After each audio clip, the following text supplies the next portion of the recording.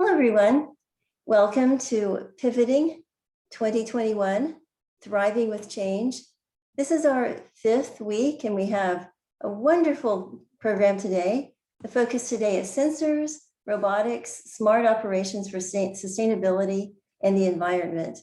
And just really excited to tell us or let us go over our program today. Of course, we'll start with our president, Fritz, who will speak a little bit and tell us a little bit about AAPG's mission and how these workshops align with that. But what I'd like to do right now is just to go over and quickly go over our program. We have an introduction with Miriam Winsten, who's with our Division of Environmental Geosciences. She's Vice President.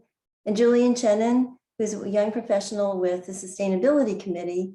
And those are the 2 organizations within AAPG that are supporting these events. And then we'll have presentations and Anna D'Alessio from the Ivaldi Group and Dmitri Chernokozinsky of Modcon Systems. They're given Earth View and Alex Nikulin of Alitair. So we'll really want to welcome them, and they will be giving brief presentations, and we'll have a chance to have a question or two. We'll go rapid fire through the presentations. And then we'll have our technology showcase with Dave Tonner, who will talk about how robotics are being used in the oil industry. And then we'll have a discussion that will give us a chance to have a really good question and answer with all the presenters and with our attendees. So anyway, we'd like to turn the microphone over to Fritz and say welcome and thank you for being here. Thanks, Susan. I love your the Pivot series. You've done a great job, and Miriam, Julian, good to see you and all the speakers. The AAPG's emphasis this year has been on 3 items, really to focus, and it's science, membership, and of course our finances. And so I'll just talk about science here. We have a great editor, Bob. Merrill is just incredible editor and has done a great job on improving the bulletin. And we've also worked hard to improve the Explorer. So I hope you've noticed that. And we'll be working on the website now. But these pivot points, these pivot forums are great as far as advancing the science. And that's what's so important. And especially as we move into, as AAPG broadens its base and moves into really alternate energy, emissions, et cetera. We really rely heavily on the divisions. We have EMD and DEG and our committees like the Sustainability Committee. These are very important for getting the mission out, getting products and services out to you. So, and I really I'm looking forward to the robotics. We're having a nice Susan will be leading this tomorrow. We're having at noon. We're having a kind of a post watch party on the super robot on Mars right now, and that is the Perseverance is actually, if you look at everything that's built onto it, it's really a super geologist. So be sure and join us tomorrow. And with that, I'll say thank you to all the speakers and all the attendees. Oh, thank you, Rick. So I'd like to introduce Miriam Winsten, who's Vice President of Division of Environmental Geoscience, and welcome. Hello, everyone. Welcome. I'd like to say good evening, good afternoon, and good morning to everyone.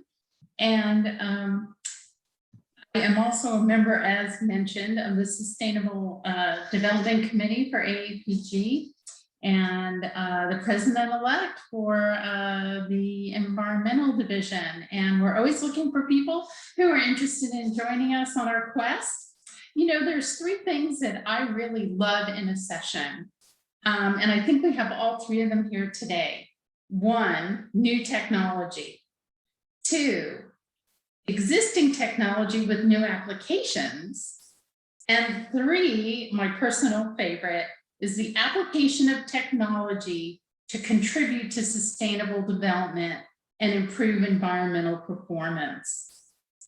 For session 5 of Pivot 2021 today, we have great speakers, a great lineup, and an amazing lineup that's going to cover all my 3 favorite topics. So I'm really excited. I hope you are too. And thanks for putting this all together, Susan. We're really looking forward to it. Oh, thank you.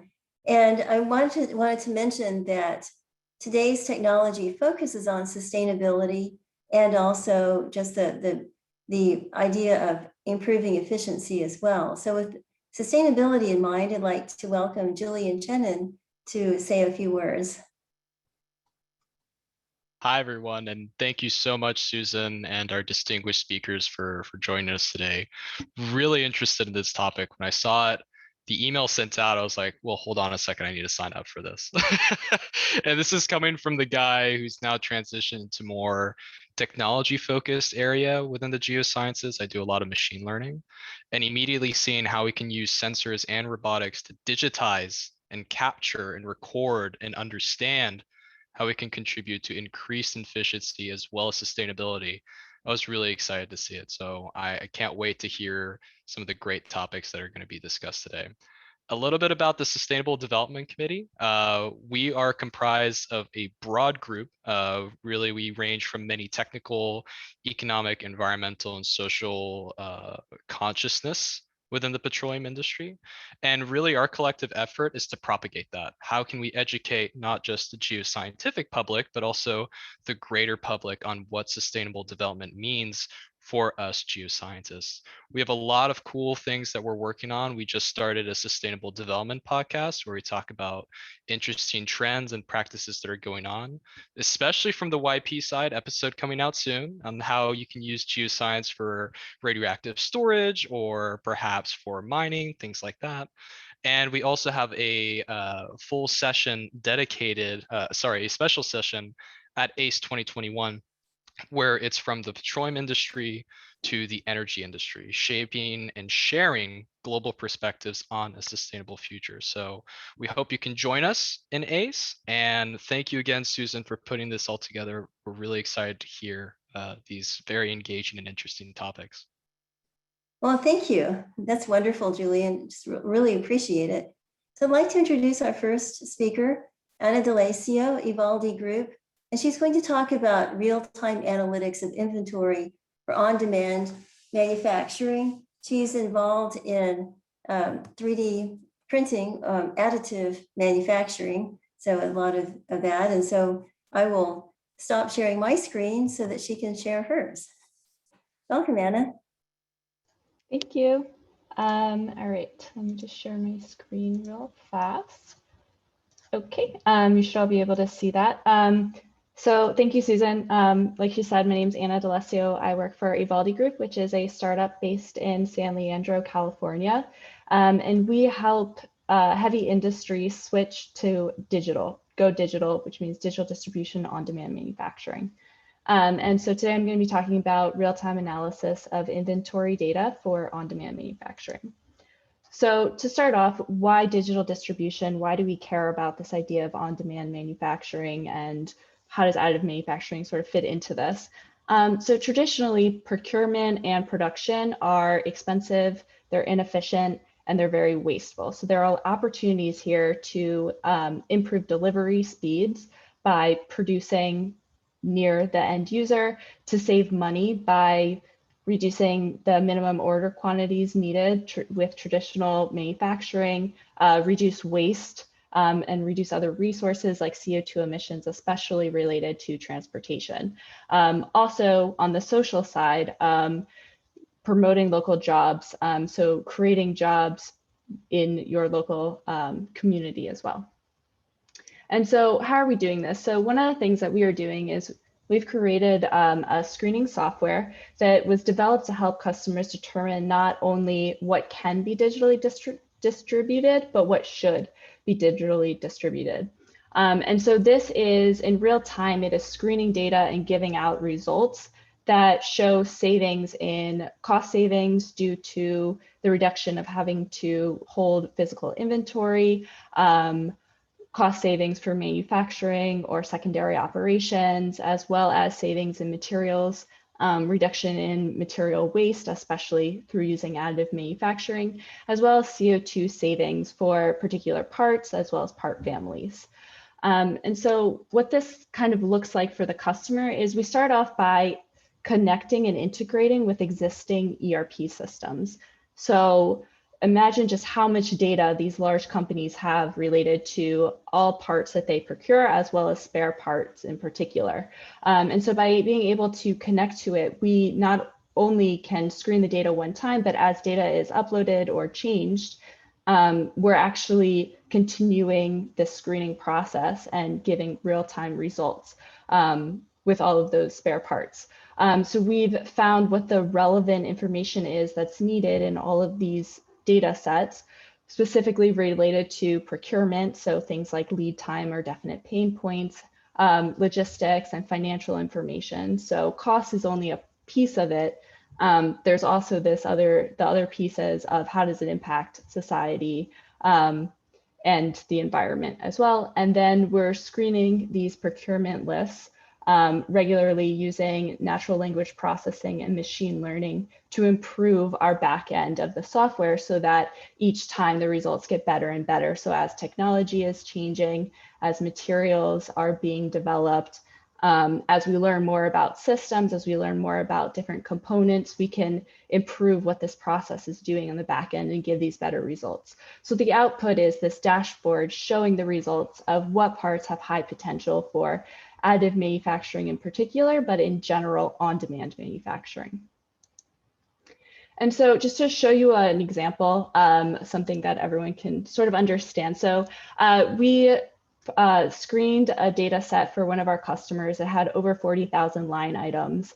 So imagine doing that by hand, going through, having a person going through each line by line, looking at all the different variables associated with those parts and trying to figure out where you could save costs and where there are opportunities for CO2 savings, and that would just take forever.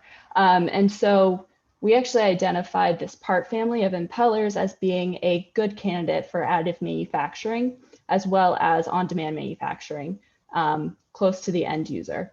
And we were able to find, through using our screening software, a savings for our customer of $1.2 million per year across those parts, as well as CO2 savings by reducing the need for transportation, sending these files across the world, and paying those expedited shipping fees and things like that. And so by switching to sending your files instead of parts, we are able to save 80 kilograms of CO2 per part in this case. And then lastly, I just want to talk about kind of what the future opportunities look like related to this. So what I see is eventually there'll be a global on-demand network so that any customer, any user across all industries can have parts manufactured on demand and close to them. So you'll be able to tap into this network and the types of materials and the technology will be ever changing, of course, as well as using existing technology and things that we all have every day, like our cell phones. So phone cameras are getting better and better. Scanning technology is also improving. So being able to just whip out your phone when something breaks and scan a broken part within a system, send that to be digitized and then 3D printed or manufactured close to where you are, taking out the need to go through the procurement process of finding different suppliers, getting quotes and approving those sorts of things. If you can do that sort of on demand and then connect to those networks of manufacturing partners, things will go a lot faster. And then lastly, using things like mixed reality for inspection and installation of parts. So instead of having a specialist that you need to send all across the world, as we know, that's not always possible. And it's definitely not the most efficient thing to do, especially for a short period of time. Using something like virtual reality to help someone who's in the field on site figure out how to install those parts quickly and efficiently and safely so that they can be used. So, I mean, it's pretty quick, but I just wanted to say thank you. And if you have any questions, I think we have a little bit of time for a question or two now. Otherwise, you can reach out. My email's on here as well as our website. Thank you, Anna. Yes, we do have time for one quick question and then we'll have time in our discussion time too. Well, I have a question. Okay, so my question is, how are you doing on in terms of, like, I know that you're building a repository of parts and you're qualifying the people who do the printing on demand. So how is it going in general? In general, it's going pretty well. So we're expanding a network of manufacturers around the world based on the needs, starting with the needs of our customers. So where our customers are located is kind of where we've started. And we've helped to develop various standards related to additive manufacturing in heavy industries, particularly oil and gas, energy, and maritime. And so, you know, we see that additive manufacturing is becoming more and more used across these industries, and the level of confidence is also increasing. But that's really what it comes down to is manufacturing processes like casting have been around for hundreds of years, and people just trust them. They know what they're going to get out of a part that is cast. And with additive manufacturing, you know, there's still some need to set expectations with customers, but it's definitely going places. And we've been busy, which is good, which means that there's definitely customers that are very interested in things like reducing CO2 emissions, reducing costs, reducing, you know, any type of waste and spare parts that don't get used that they've been holding in inventory for a long time. Well, and also the fact that you provide that quality assurance, that creates a lot of trust. And so there's that immediate improvement in the supply chain functioning, which is really impressive. Mm-hmm. Yeah. Very nice. Well, thank you. Yep, thank you. So our next presenter will be Dmitri Chernokozinsky. I haven't seen him in the audience yet, so we might wait and have him present a little bit.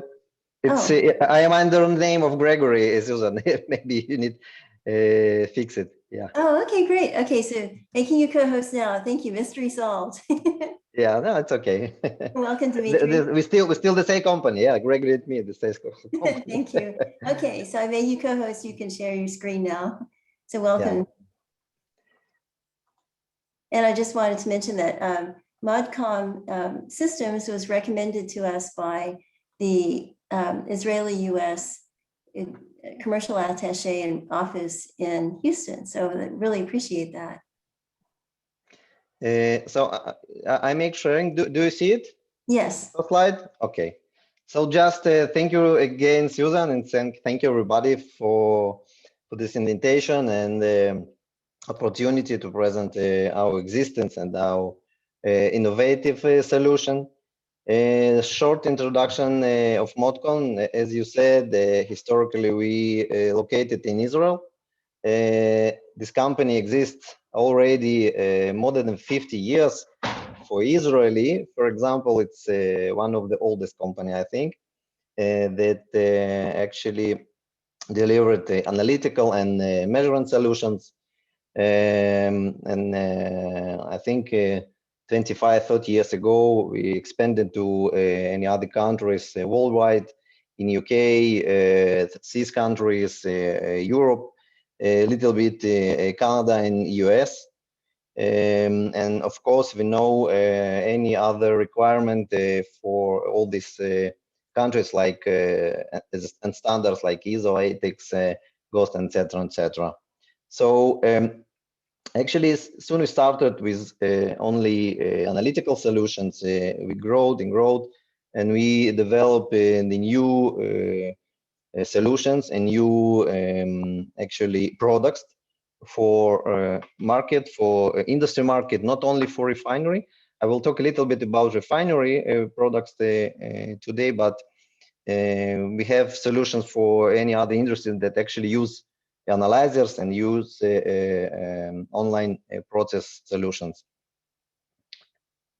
So we have technology R&D, we have R&D department that develop new solutions. Usually we develop dedicated products and solutions for specific measurement and specific product and application that maybe never exist or exist, but there is no, let's say, too much solutions in the market.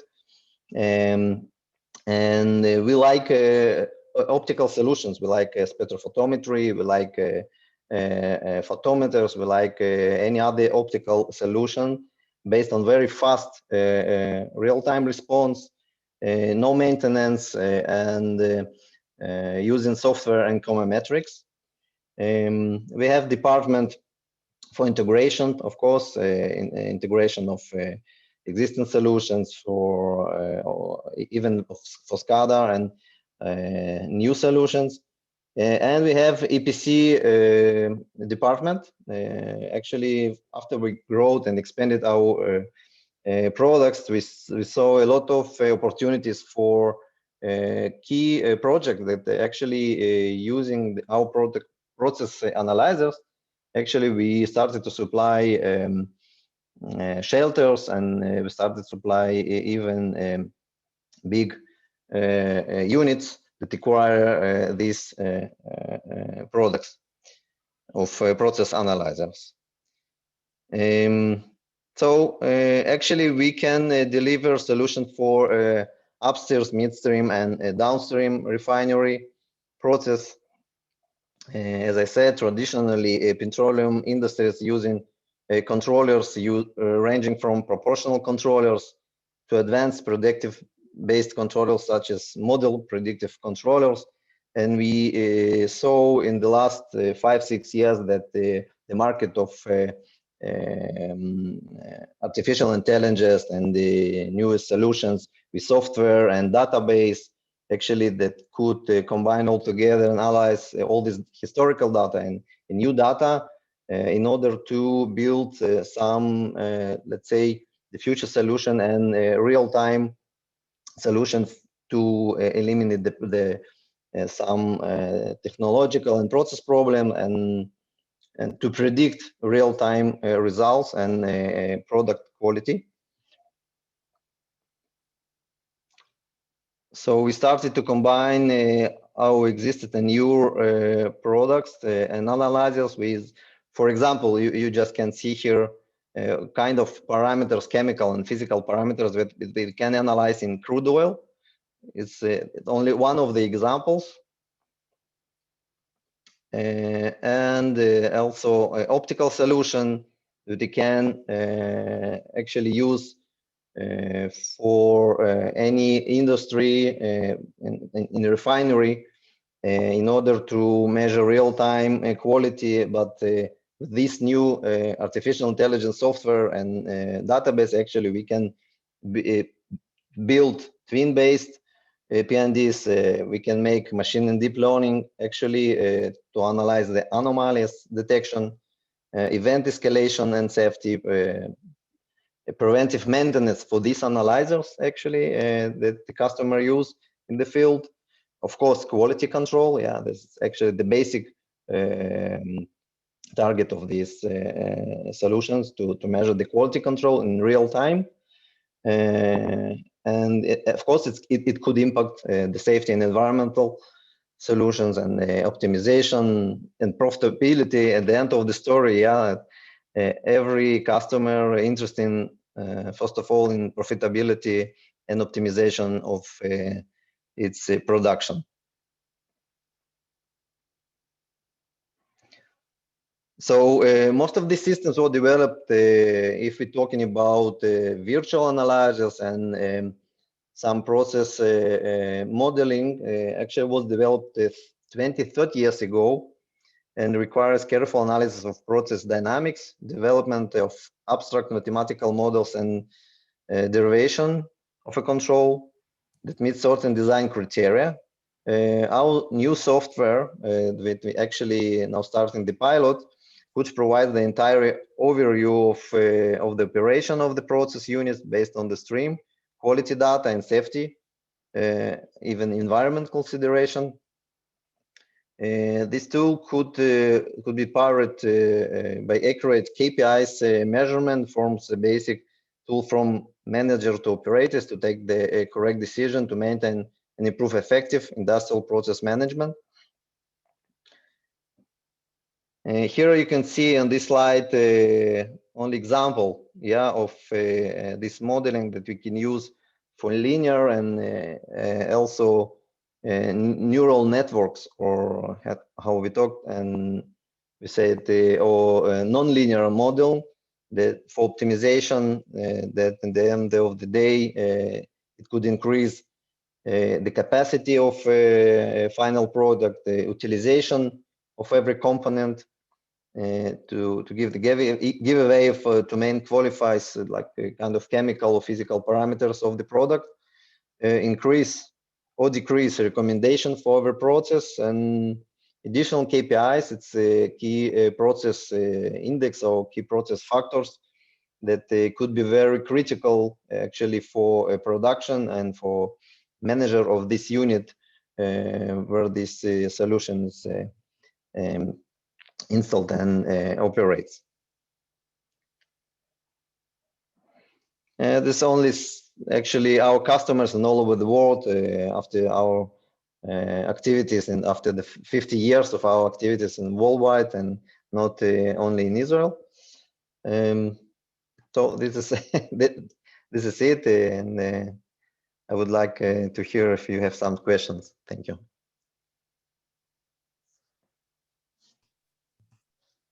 Thank you. That's wonderful. Well, why don't we save the questions to the end, because I can see how this really works in well with and integrates in with our other presenters, and really excited about it. I just think I'm so impressed with just how you as a company have stayed at the cutting edge and been a stable influence in the industry as well. But anyway, I'd like to introduce our next speaker and invite him to share his screen, like Bear Given of EarthView. All right. Hi, everybody. My name is Bear Given, and I'm the CEO of EarthView. And before I get started here, I just want to thank you, Susan, for putting this together and creating this opportunity for us to all present our stuff. Really excited here to kind of tell a little bit about the solution that my team and I have been working on, and I'll kind of jump into it. So just on a high level, we are a startup that got going back in 2019. And as I love to joke, it was a great time to start an oil and gas service company back in 2019 before the pandemic. But hey, we got to use that time to kind of develop our systems and bring a lot of the results that I get to show you guys today. So again, on a high level, we build Internet of Things methane detection equipment. So we design and build our own hardware, our software, and our user interfaces all in-house. And I'll kind of jump into it right now. So this is the Bluebird platform. So it's, as I mentioned earlier, it's really three main parts. We have our custom built software. So all the circuitry, all the sensing, we have actually built that and really tested it ourselves. We've got a great team behind us, and we're building the hardware, and then that is sending the data to the cloud, which I'm sure is a familiar concept to a lot of people watching this. And like Modcon there, we do make use of artificial intelligence and machine learning to analyze all of the data that we're collecting. Each one of our sensors is not only collecting hydrocarbon data on emissions, and we're really targeting natural gas. We're also collecting a lot of other data that's needed to really fingerprint what we're seeing on pad. And that's all kind of fused together in an electronic nose kind of a setup here. So that's all analyzed in this, analytics engine is what we are kind of calling it here, where all the magic happens. And that brings about actionable results to our customers. So really kind of the whole product that we're presenting is on our dashboard and application. So we have an app that we use and a live dashboard, which can then provide some real deliverables to the customer. So we really focus on upstream operators at this point is kind of our main segue into this environmental monitoring sector. So alerts, repair list, and really at kind of the core of why we got going on this company was to address inefficiencies that we see within current methods to reduce methane emissions, and to help operators really understand their emissions. Are we emitting? How much are we emitting? Where are we emitting? Are our new facilities working? Are they not? Should we improve our training? And all of that is kind of made possible by this kind of unique time that we're in with the ESG really driving the market, the combination of low cost sensors that allow us to scale this, and really the real magic comes in the analytics engine, which is where we're able to process all of this data and deliver results that make sense to an operator. And there's a whole lot that goes into delivering methane detection results. So I say detection, location, and quantification are the three kind of main metrics we deliver to an operator. You have a leak on your pad. Where is that leak and how big is it? Are kind of the three questions we're trying to answer there. And that's really made possible by kind of these new sensor technologies that are coming online, fused with artificial intelligence that's able to analyze the data in real time, and all of the kind of the Internet of Things, the solar power, battery power, all of these technologies have come together to allow us to build this platform. So just to kind of go into the analytics engine a little bit, I edited down this slide quite a bit, but it's essentially we're taking data from our stationary point sensor that's on the fence line of a well pad, and we generally put one on the upwind side and one on the downwind side. And in that kind of sensor, we're not just taking one measurement. It's upwards of 40 measurements per node per minute. So you figure you got 3 sensors on a well pad, you're producing 120 data points every minute. That's all coming back to our cloud and being analyzed and being sent to the dashboard and being interpreted in a way that makes sense. So from there, we also take in client inputs. So where does the client think the leak might be coming from on the pad? Is it the separator? Is it the wellhead itself? Stuff that they're kind of tell us that we can put into our analysis goes into this here. And then geographic inputs, wind, terrain, stuff like that is all very important to how we model how a plume might move, around a well pad. Where are the separator? Where are the tanks? All that kind of stuff is all really important data points to how we are able to fingerprint a gas and quantify an emission. And we can output this data. Fortunately, we've designed it knowing that a lot of operators use SCADA systems that are already in place.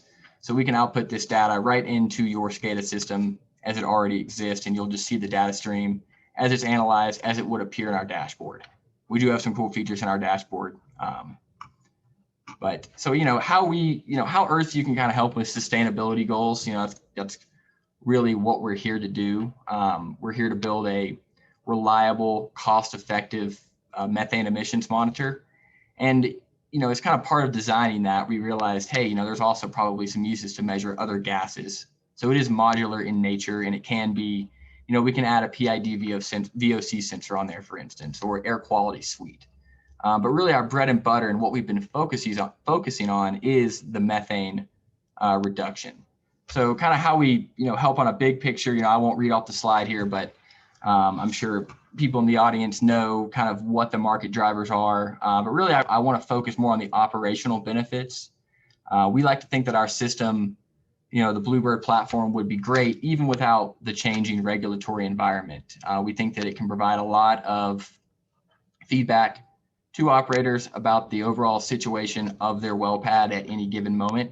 So just kind of bringing that continuous air quality security is a really important factor for us. And, really kind of rerouting the inefficiencies we see within the methane repair, the LDAR inspections. It's kind of like, sending a fire truck to every house and asking if there's a fire. We kind of see it as, hey, let's send the fire trucks to where the fires are. And that way we help reduce emissions, save cost, and everyone wins. And our system is cost effective enough that it is scalable and able to kind of compete with current LDAR programs. And then just looking kind of big picture, we're out there monitoring 24/7 every minute. That's a lot of data points. That's a lot of information an operator can use to improve efficiencies in places that, we're not even really sure yet. And we're excited to find out as this grows. And then, just upstream use applications. So enhancing your current LDAR program, really directing those repair assets to where they need to be.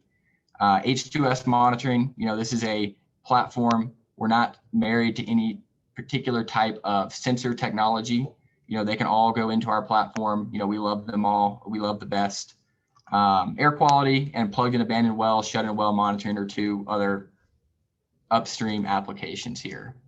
And then just a little teaser. So we did deploy one of our first units out here with an operator in the Haynesville. And go easy on us here. This is our beta version, but it is functioning out in the field, collecting data. And yeah, our team's been working really hard over the past year and a half, 16 months, however long it's been to bring this solution. And that's pretty much all I have right now. Happy to answer any questions or kind of wait till the end here. Oh, that's great. Well, yes, let's go ahead and hold the questions to the end so we can have a lot of kind of synthesis. And I'd like everybody to start thinking of your chat questions and going ahead and putting them in the chat too. So we'll have a really lively Q&A at the end. Anyway, so thank you. That's really great. And I'd like to introduce our final speaker today, Alex Nikulin, and he's here with Alitair, and he's visiting us from New York, upstate New York. I used to live up there. So welcome.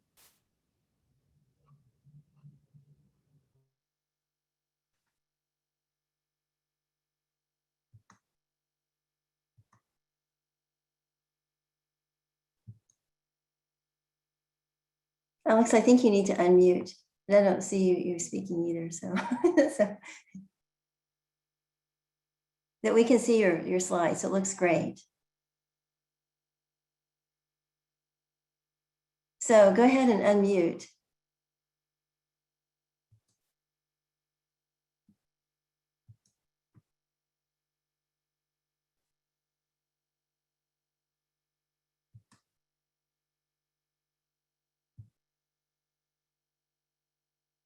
Alex, I think you're still muted.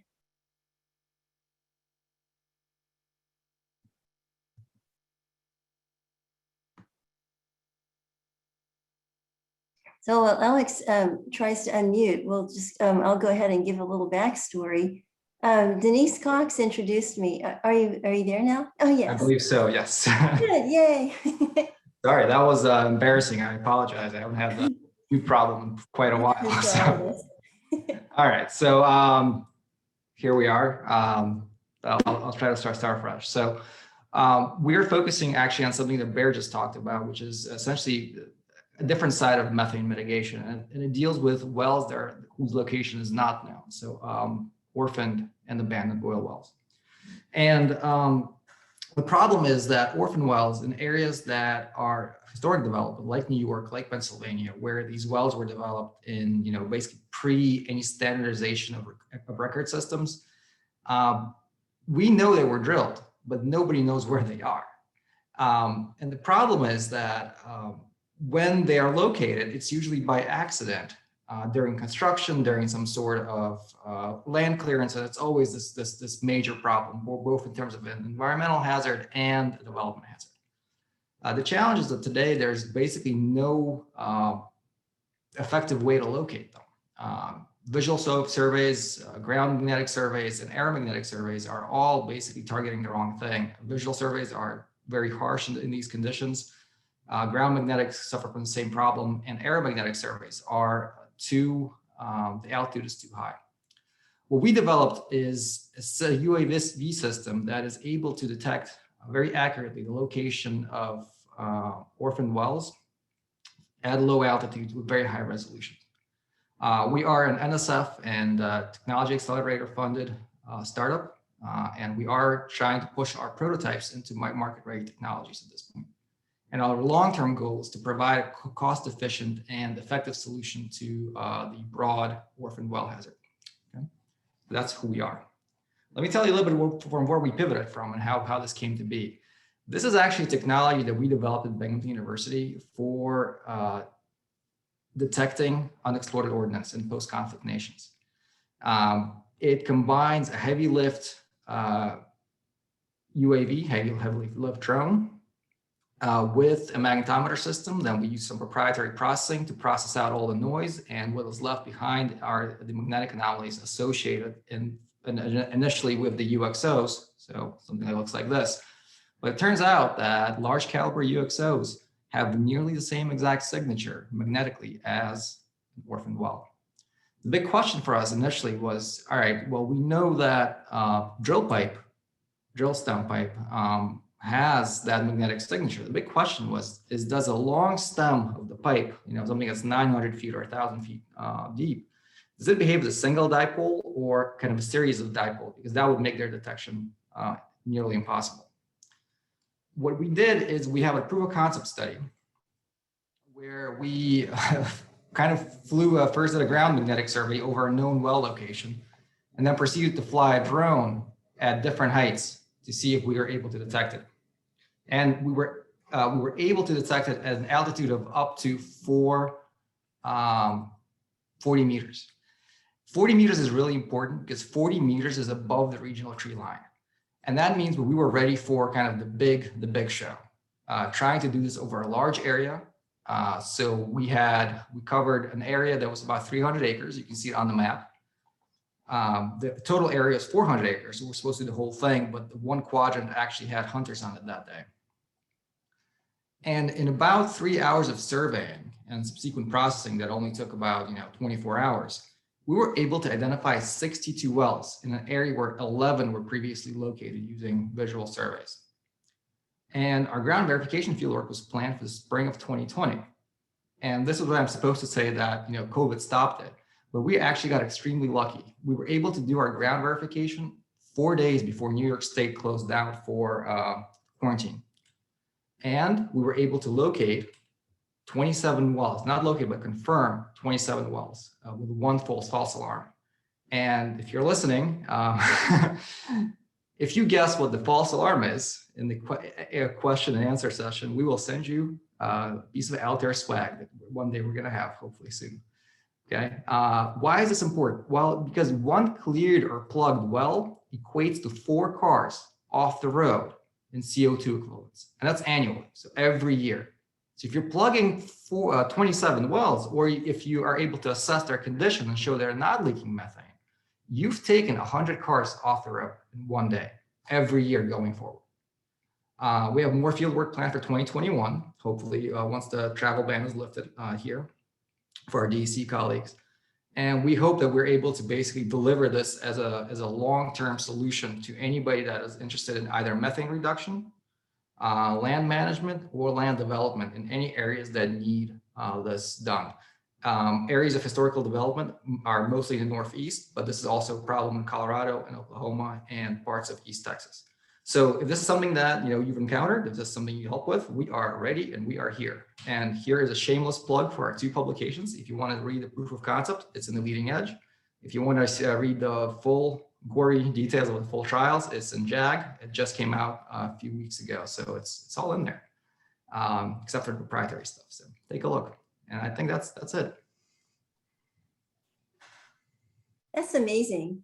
So I have a dilemma. So we can stop and we can start into our kind of Q&A now, or we can go ahead with our technology showcase company, and that is Dave Tonner is here. So Dave, are you ready? Because we could go ahead with that, and then we'll have a really robust discussion and Q&A. Yeah, good evening, Susan. Yes, I can present, yes. Okay, great. Okay, so Cool. welcome. Hi there. Okay.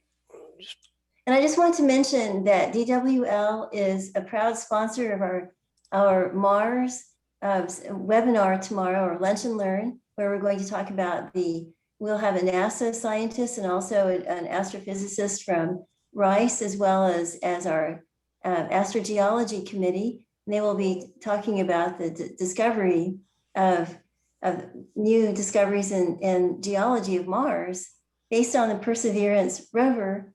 And so as Rick was saying, that's kind of a robotic geologist. So I thought it was appropriate that Dave and DWL are sponsoring, because they have robotics.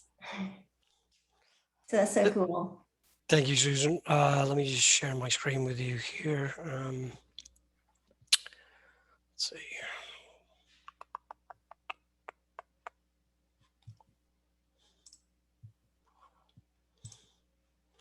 Okay. It's been a while since I've used Zoom.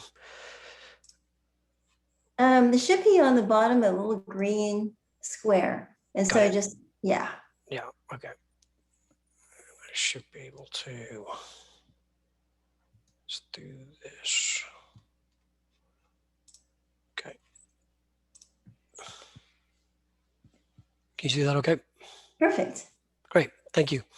So appreciate the opportunity, Susan, to speak here at this AAPG forum. Really interesting topics and talks so far.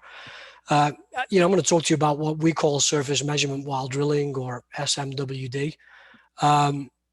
This is a system that uses robotics and automation to collect drill cuttings, to get quantitative compositional analysis, to be able to better understand and characterize the subsurface. General industry challenges are that we're trying to improve capital efficiency, increase efficiency, reduce uncertainty, geological uncertainty, with the view to optimizing well placement, spacing, understanding parent-child relationships. At the same time, we're trying to decrease HSE risk, demand the well site, and we're also trying to decrease our carbon footprint. So lots of significant challenges. In the field of drill cuttings collection, really not a lot has changed since spindle tops. We still go out there with buckets and trowels, and we're collecting drill cuttings from the outflow of the drilling operation, and geologists, mudloggers will make subjective qualitative estimations of what they think is in the rock. They're working 24/7, 365, come hail, rain, wind or shine. And there's a lot of inherent HSE risks, a lot of slip, trips and falls associated with doing this sort of work. Over here, I've just put a map of the floodplains of the Mississippi River, and hypothetically said, if you drill a well A, B, and C, how representative would those wells be of the uncertainty of the pathway of the Mississippi River? And you can clearly see that we've got some significant challenges in trying to understand the subsurface. Ways that we collect information today can be with cores, with downhole tools, and of course drill cuttings.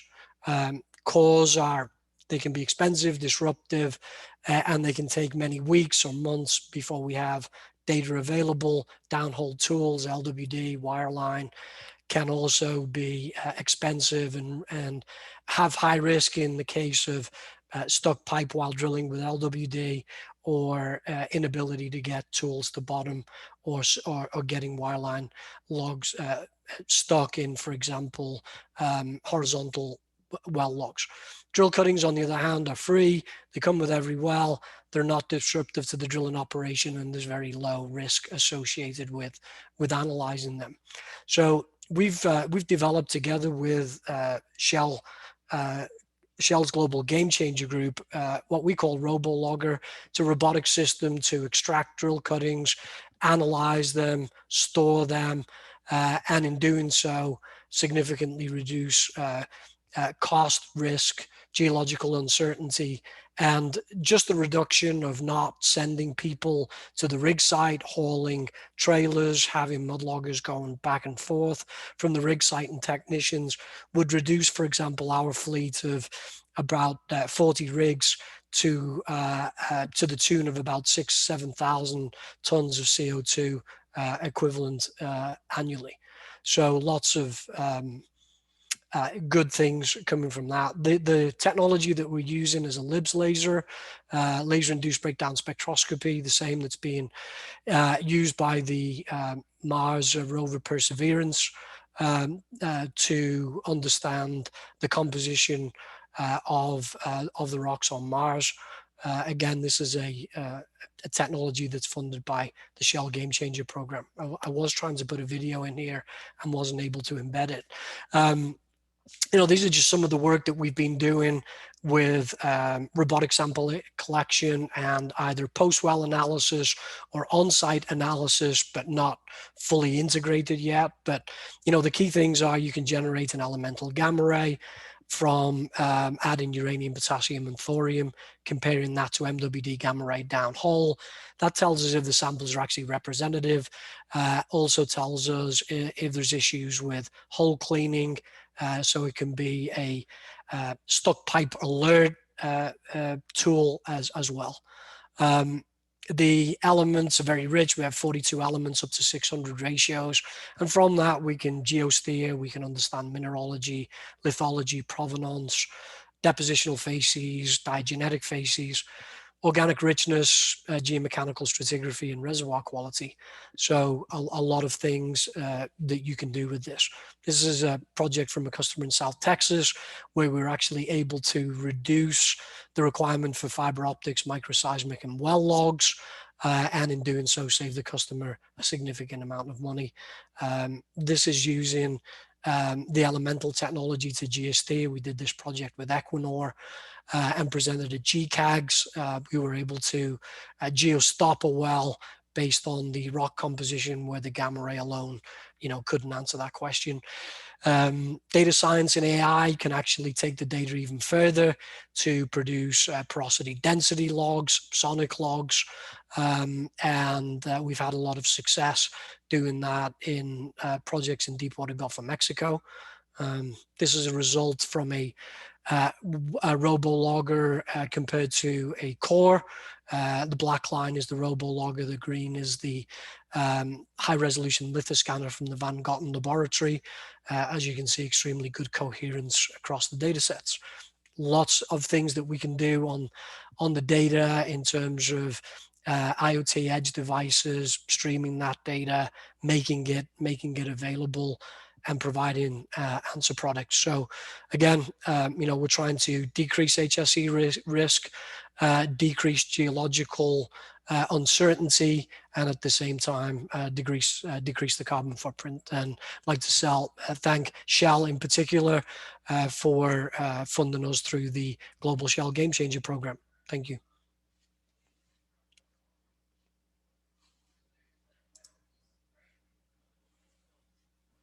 That's amazing. Wow, I can't believe it that there was a coincidence with the Mars rover. So I'd like to open up the floor for questions and invite people to open up their mics and also to submit questions in the chat box. But to start out, I would just like to point out that I think it's really, really amazing how each one of these technologies actually opens opportunities for geoscientists and the ones that where we can use our specific and direct knowledge to solve problems. And so I thought I'd ask Miriam and Julian if they have any thoughts on those issues and any questions.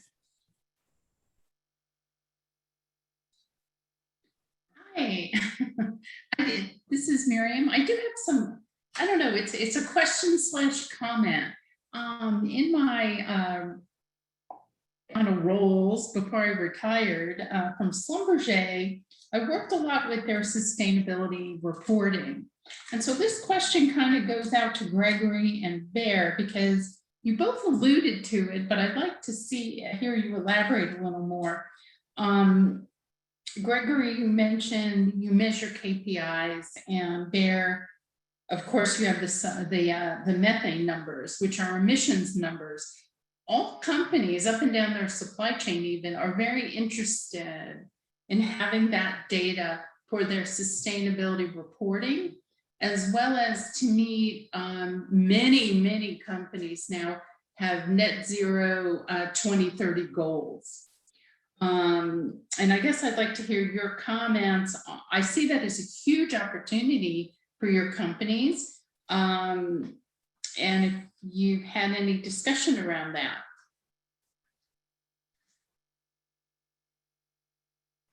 Hi, Miriam. Yeah, definitely. Actually, all new and all existing big companies and small companies today try to penetrate this artificial intelligence and the neural networks and IoT and et cetera solution based on the new softwares and database analysis of database. But we try to do something dedicated to refinery industry and our expertise and process analyzing and process analyzers and application that actually we combine all this together to make some unique and some good products for to increase the efficiency and backup and prediction of your product quality. Altogether with online analyzer, because actually you cannot do it without real-time verified data, and it is very important verified, because actually you should be accurate and understand that the data you're going to be based your calculation have to be accurate and real, not let's say you think this is correct, but you should check it, you should verify it, because we are talking about hundreds and thousands and millions sometimes numbers.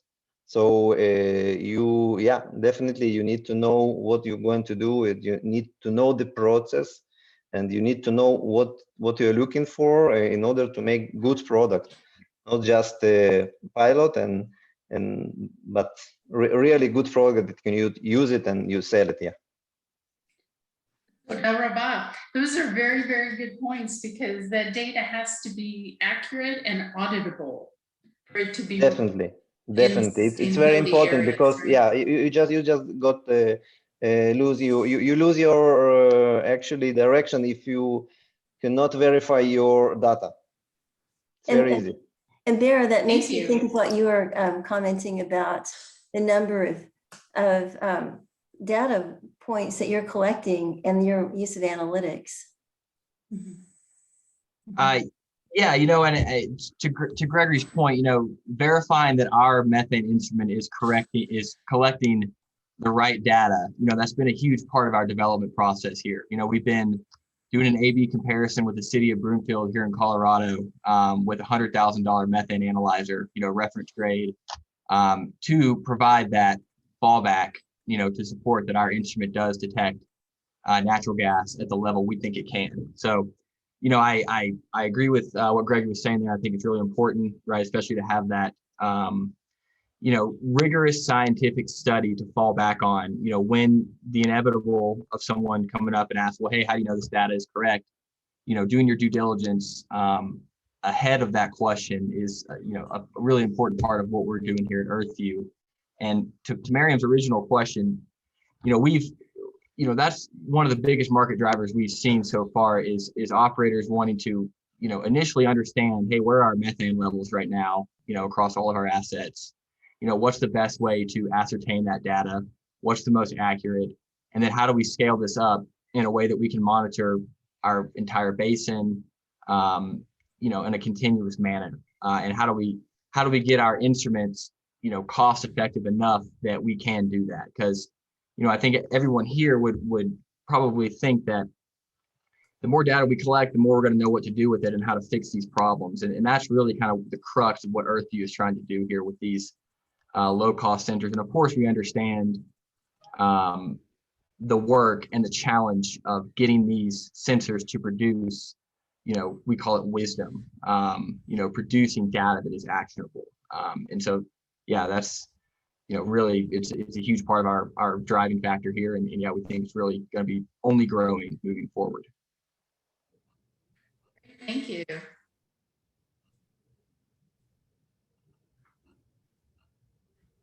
I have a question for Alex. Okay, so I think that it's fascinating how you're able to find the orphaned wells. And you're primarily working in upstate New York, correct? Right. Do you think that it would work universally well everywhere, or are there any factors that make your technology? That's actually a wonderful question. It's the answer is kind of it's interesting. This would work universally well everywhere, but it's not the best technology everywhere. For example, in areas that don't have a significant amount of tree canopy, like arid regions in the West, you don't really need to do this. You can do it much better with LiDAR and much cheaper. The challenge here in the Northeast is we have trees everywhere, and the topography is so rough that this is kind of the only way to do it almost. Because you can't do it by foot, that's for sure. I try. There's too much poison ivy and the snow's way too. You definitely can't do it using aerial mag, because again, you need to fly at 40 meters of elevation. That's only 4 to 5 meters above the tree line. And flying a plane of that, it's an impossibility. So here, I think there honestly is no alternative to this, which kind of gives us both pause, but also I think excitement about this, because this is the long term. I think the long term development of this, it has almost unlimited potential. So yeah, that's kind of a long answer to that question. Well, and the thing that struck me too is that, especially in like Pennsylvania, it's not just about like one well equals four emissions of 4 cars. It can be much more than that. And also there seeps into the aquifer, and seeps into streams. So that could, I'd actually love to see that. Yeah, so the 4 cars number comes actually from a blanket number that the EPA assigns to any unassigned well. So any well that they know exists, but they don't know the condition of it, they have assigned this blanket 0.67 of kilograms of methane per day. So there are wells in Pennsylvania that emit much more than that, the ones that are. But this is an average. The trick here is if you find the well and you can so if it's not emitting anything, then you just cross it off that list, and there goes your emission numbers. Or if you find it is emitting, you can remediate it, and that again, cross that off your list. So, but yeah, to remediate them, you need to find them. If you don't know where your 31,000 of your wells are in New York, then those 31,000 wells that are on the list as emitters at that 0.67 number. So I see some questions in the chat. Let's see.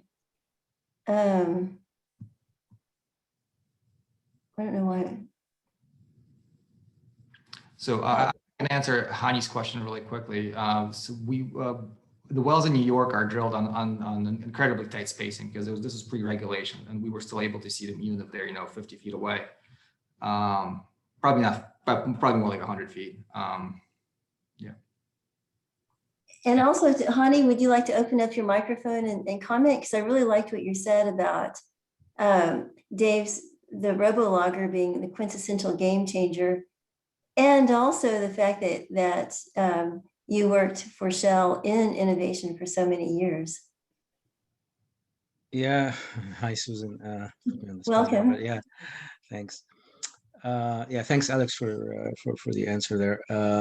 Yeah, I mean, the RoboLogger is very interesting because, as I mentioned, I was the game changer person in charge of that particular project, among others.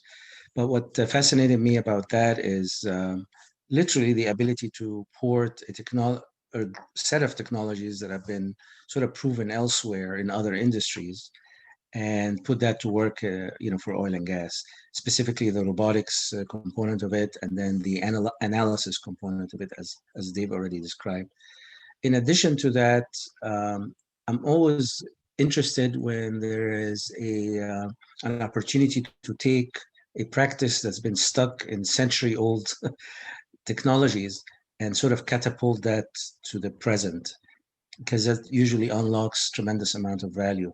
Because it's just this disconnect is so large, and mud cuttings analysis is one of those. It's also a very interesting technology because it's non-invasive. You do collect cuttings whether you use them or not on just about every well, But you couple that, of course, with the data analytics that could be performed on the analyses, and then how those could be used to change a lot of practices that we've done day in and day out without the use of the data. And you can see already how you can completely transform those. So that's always been exciting to me. And in addition, of course, Dave and his group have done a really good job staying on top of really difficult, technologically challenging project to bring together. You know, your comments make me think of Anna and the Ivaldi Group and the additives manufacturing. Honey, last year in our 2020 pivoting series, you gave a really interesting talk on additives manufacturing and in the offshore environment. Do you see any changes or any advantages and that would apply to what Anna's doing? Yeah, I think Anna's talk is really interesting because I think what everybody's starting to feel the heat of, that should be apparent already, is the cumulative effect of supply chain disruption. You see that, for example, on the prices of things like lumber, causing, new housing costs to go up, container costs, things that you take for granted, but when you disrupt the supply chain, as has been the case over the last year, now it brings home the value of discretized supply chains. And 3D printing or additive manufacturing in general is a really effective component of that. Both in the industrial space, but even in places like medical, in the medical space, printed tissue, for example, is a thing now. And it's being put to work in areas where you just cannot fly, as you traditionally would, medical staff and equipment. So I think a lot of promise for 3D printing and a lot of digital technologies have been really pushed forward, almost the equivalent of a decade over the last year here. So it's been a boon actually for a lot of technologies. Many of the technologies that you focused on, Susan, quite, well in this regard, because they are the ones that are really getting the most traction. Oh, thank you. So Anna, do you have any thoughts? Yeah, just to kind of touch on that as well. We've seen a big push with a lot of remote platforms that are using additive manufacturing because it's so hard to get those parts there. So yeah, I mean, talking about the supply chain, just think about how hard it was to get lots of things over the past year. And so I think that's really what we're trying to do, is disrupt the supply chain and, tell people that there are other opportunities out there. So it's really exciting. Mm-hmm. Question for Anna while she's unmuted. Anna, as you just mentioned, manufacturing really plays such a big role up and down the supply chain. And one thing we've seen in sustainability reporting is, scope 1, 2, and 3 emissions numbers, CO2, up and down the supply chain. So have you seen an increase in interest in your CO2 numbers from your clients, from your own supply chain, within your own company? Yes, definitely. I would say in the last year, there's been much more of an interest in CO2 and emissions calculators and how that basically affects overall emissions of a company. When we started this, the real focus was on cost and how everything was turned to a dollar amount. And now it's a lot more than just cost. People really care about, what is happening, especially with these new initiatives for different industries. So we work a lot in the maritime industry as well. And there are new initiatives about the vessels being energy efficient and what they're allowed to emit, essentially. And so that kind of forces redesign of different parts and systems within those vessels, which then leads to, additive manufacturing, where you can manufacture parts that you couldn't manufacture through conventional technology as well. And we have customers all over the world, not just the US, where emissions and CO2 is one of the biggest things that's driving their company right now. So it's pretty interesting to see how that has shifted so much over the last couple of years, where some people used to not really care that much, and now it's very important. But I think it's great.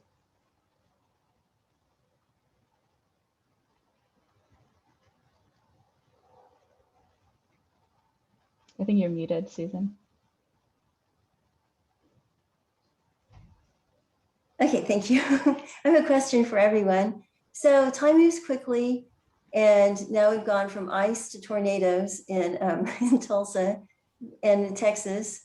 But it was only a few weeks ago where many of the people are in Texas were suffering in the dark and without electricity, et cetera. So my question is, how many of these technologies can, in the short run, help a situation of stressed grid?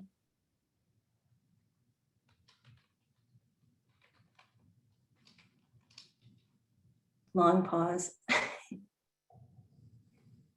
My first thought would be that perhaps some of the issues have to do with a lot of the sensors and regulators that have to do with the midstream aspect, and also in load balancing. Chances are some of that might be a little bit antiquated. So maybe there's an opportunity, for example, Modcon. You probably have sensors that can help with regulating and balancing load.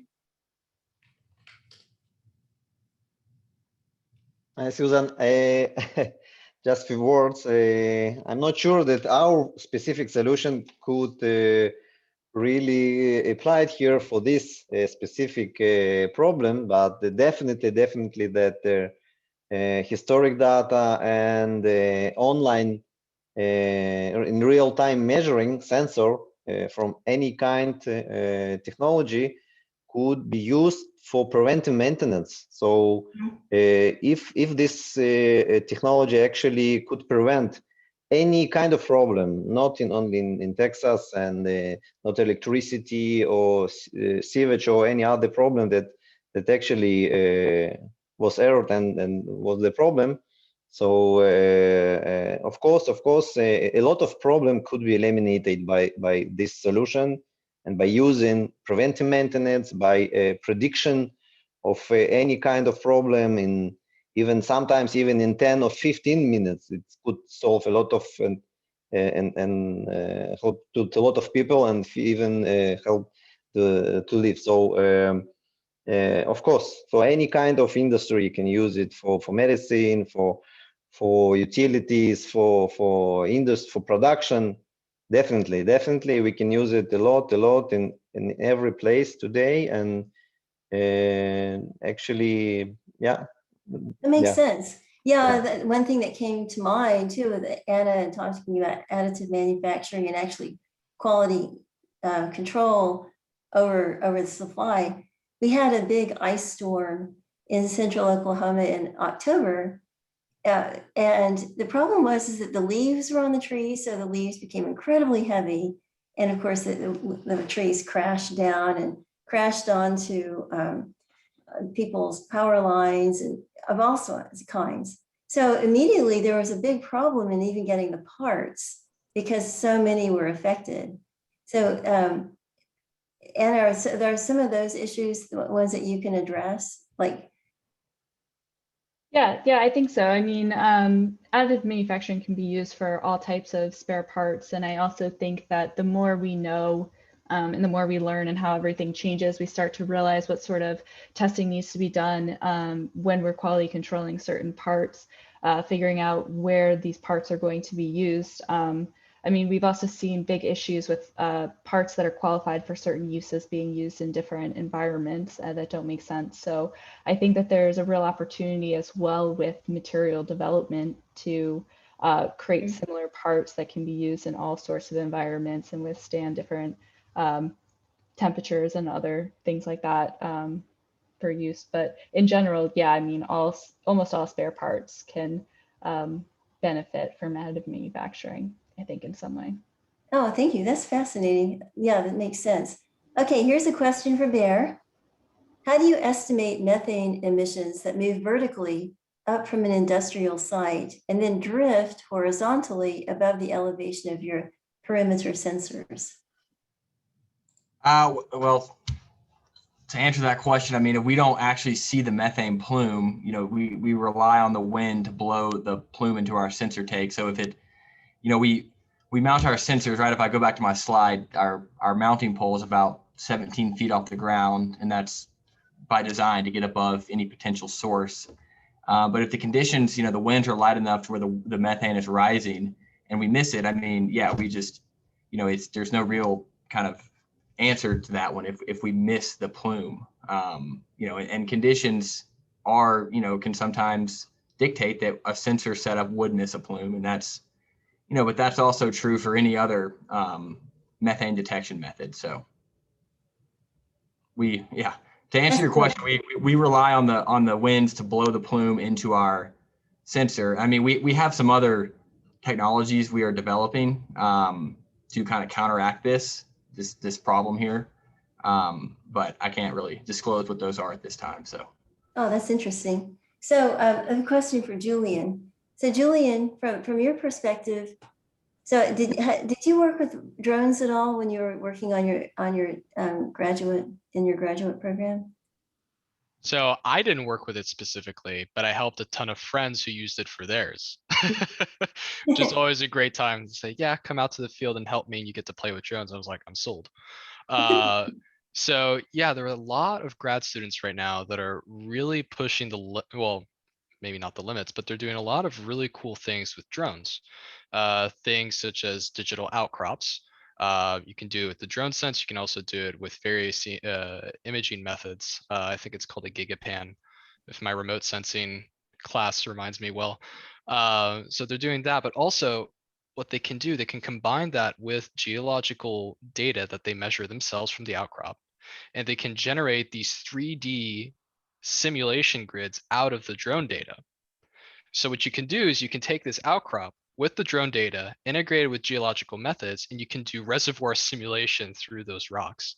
Good friend of mine at UT El Paso, David Langford Bravo, is currently doing that with his studies right now. And he's coding it all up in Python, and he's using machine learning and real-time analytics. So you can integrate them on multiple different scales, and a lot of students are actually taking those pathways. They're trying to migrate from the traditional, from beforehand was on paper, now in Petrel, but now let's take it a step further. Let's digitize everything and really take advantage of all of the data that's out there for us. I just think that's so fascinating. And then if we take the perspective of, say, even integrating it in with sort of old leaky reservoirs that Alex is doing, that there's a way to visualize things in such a different way. Oh, absolutely. And actually at the University of Oklahoma, they're using 3D printing technologies to create a more inclusive classroom, because various students learn in different ways. And so while one can look at the outcrop and understand the various complexities for it, well, now we can take it a step further. What if we 3D print it? You can put your hands on it. You can really see the 3D deformation with your eye. And so using those kind of methods, not just with outcrop, but also seismic data, has really opened up the world for visualization as the students and professionals know it. So there's a lot of research going on with that.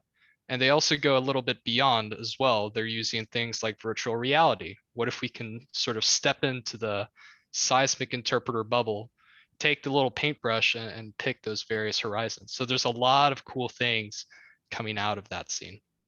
I'm really glad you mentioned that, because I'm going to give a little plug for a future, I don't remember which week, but we're going to have Jamie Jacob from Oklahoma State University again. He came in on 2020, but they have a really robust program in drones and surface image mapping at OSU, and a lot of universities do, but stay tuned.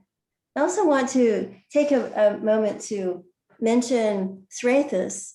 We have the opportunity to use the collaboration platform Srathis. Rekha Patel is here today, but and I put a note in the chat. If you go to xrathus.com and log in, you'll see that there are clusters, and we have clusters and collaboration clusters to continue the conversations there. So it's an opportunity, and I've been putting it together different challenges, and eventually we'll really try to get teams to put together challenges that use these technologies to tackle an actual problem and just like work it out and see how it works in real life and actually try it out and learn. So we get our introduction here, but we can do some hands-on kind of workflow, developing workflows and attacking problems. So that's the vision. And as I mentioned that, I also want to mention our sponsors, Datavetic, and also Unique Ventures and Strathis. And the APG cluster and Strathis can be accessed. Reka just put the link in the chat box. So I encourage you to copy and paste it and try it out. It's free. Anyway, I'd like to see if Rick Fritz has any thoughts and right now, and also if we have I missed anybody's questions in the chat? Just let me know if I have.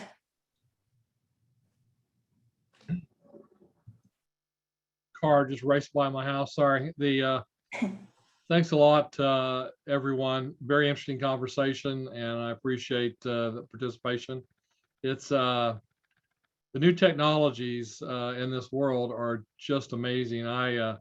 In my lifetime, seems like about every 5 years, there's something that's really big that changes everything.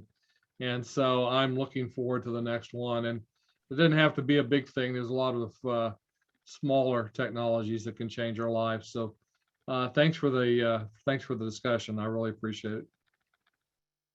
It's really wonderful. And I know that a lot of people are not able to stay for the whole thing, or and must come in a little bit late. So I just want to reassure everyone that you'll be getting an email in a few days that will have a link to the recording. And also I've archived, I'll send you a link to where we have the links for all the other archived recordings. And I just really welcome any suggestions that you have for the future.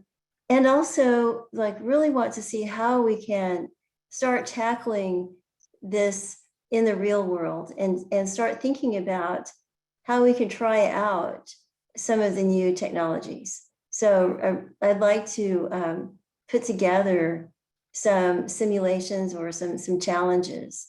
And I've been working with Shell and a few other companies with that end to think about how we'll have some companies that could actually maybe put some support into it.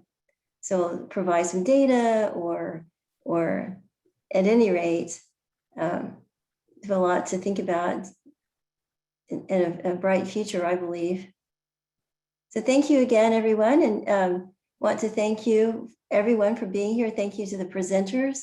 Thank you to our division and committee representatives, Julian and Miriam. And a big thank you again to Rick for all of your guidance and support. No problem. Thank you. Bye, everyone. Thank you. Thank you. So much, everyone. Thank you, everyone. Fantastic Thank you. presentation. Take care.